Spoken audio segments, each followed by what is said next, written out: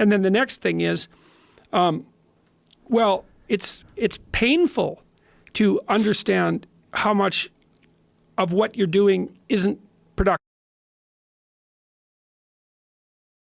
So I'll give you an example. So I've done this a couple of times with classrooms full of students. Usually when I'm lecturing about career development, say, okay, how much time do you waste? So then I get the class to vote. How many of you waste 10 hours a day? It's like 10% of the kids will put up their hands. And it's interesting because I don't define what constitutes waste. I just ask the question. So they're diagnosing themselves, right? I'm not saying you're wasting 10 hours a day. I'm just asking. It's like, given your own attitude, how much time are you wasting? 10 hours a day. It's like 10% of the people put up their hands. Well, when you get to like 6 hours a day, 80% of the people put up their hands. So then we do the arithmetic. It's like, because I like doing arithmetic with people. People hate arithmetic, but I like doing it. It's like, okay, 6 hours a day. It's 42 hours a week. So let's call that a work week, 40 hours a week. So that's a work week. Let's say, what's your time worth? You're a university student.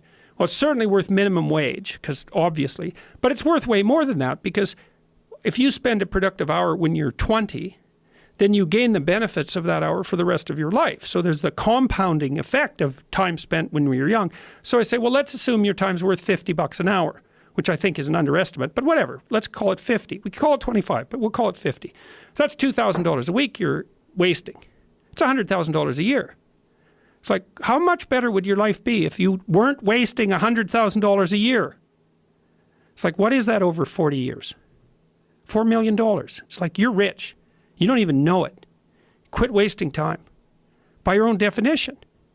It's like people shake their heads like, oh, I never thought about it that way. It's like, yeah, think about it that way. Don't waste your damn life. And then you think, well, why would people be resistant to that message? It's like, well, you really want to wake up and figure out that you're wasting half your life? And you know, when people do that kind of wasting, they actually hate it. You know, and I've had lots of people come to my clinical practice who were chronic procrastinators. You know, and so they're watching YouTube videos, say, but not ones that are good for them, although sometimes they will do that, but just browsing in that kind of mindless way that you do when you're not paying attention and you're trying to kill time. And people doing that, they feel bad, they get depressed, they feel anxious, they can't get away from it, they feel kind of quasi-addicted. That's what they're saying about social media now. It's a huge issue with young kids. Absolutely, but there's this feeling of kind of internal rot and corruption that goes along with it. It's like, yeah, well, you're wasting your life. It's like, so it's painful. It's painful to recognize that. Then it's painful to think, oh my God, look how undisciplined I am. I don't know anything. I can't use a schedule. I can't stick to a calendar. I don't have any aims. I don't know anything about the world, right? And maybe there's a part of me that's bitter because I haven't got everything already. And I'd just like to say, to hell with it. That's the recognition of the Jungian shadow. It's like, that's what makes you vicious and untrustworthy. All of that. No one wants to look at that. And no bloody wonder. But hey, the alternative is worse. So the problem is, you say, like, just saying you stop wasting your life. Like, I think that's not enough. I think this is one of the reasons why a book like this is so important. Like, the idea of discipline in most people's eyes is like, if you're not a disciplined person, it's uncomfortable, it's going to be painful, it's frustrating, you have to force yourself into these things. It's a muscle. And it's a muscle that has to be developed. And these patterns have to be developed in your own mindset. Incrementally. Yes. Yeah, well, so you're right. Just telling people not to waste their lives is not enough. And this is another reason why I've so much enjoyed being a clinical psychologist, because clinical psychologists don't stick with high-level abstractions, especially the behaviors. They're really practical. It's like, okay, you want to get your act together. It's like, well, how about if, let's say you're not studying well, and so we do a real analysis of how much you're studying. You say, well, I go to the library 4 hours a day. It's like, yeah, okay. How much time do you actually study in the library? Well, you know, I waste time. I have to travel there. I look at my phone. It's like, okay, well, how much? 15 minutes? Half an hour? How much is real studying? Well, maybe we figure out it's 15 minutes. Say, okay, so what you're going to do for 1 week is you're going to study for half an hour. That's all. You don't get to go to the library for 4 hours. You have to sit down. We'll figure out a time, 10 o'clock in the morning, whatever. We'll put it in your schedule. Try to study for half an hour, no more. And then just come back and let's have a conversation about how well that worked. And people will come back and they say, well, you know, I managed it 4 days. And one day I went over and One day I couldn't do it at all. It's like, okay, that's better.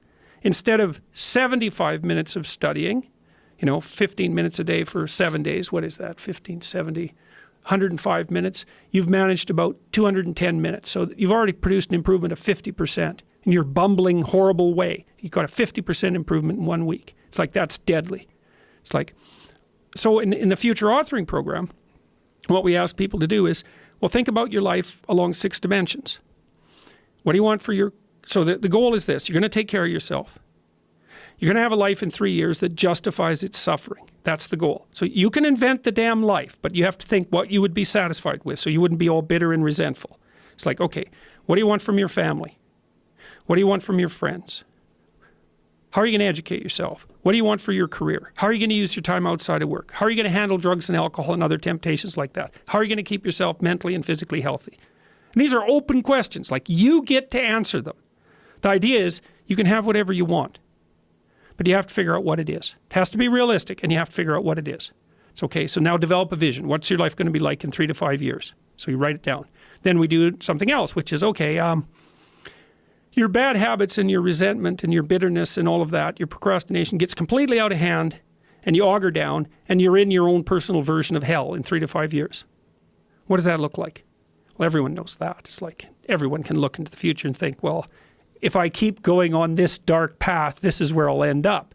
Well, then you've got little hell outlined for yourself to run away from, and you got a little heaven outlined for yourself to run towards, and then you're motivated. Because sometimes, you're just hopeful. I would like a good thing to happen. It's like, yeah, but I'd like to drink half a bottle of whiskey tonight too. It's like, so which is it going to be?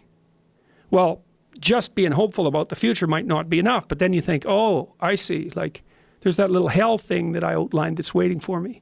And maybe I'm afraid of taking the next step forward because it's demanding and challenging. It's like, yeah, I'm afraid of that, but I'm way more afraid of where I might end up if I don't get my act together.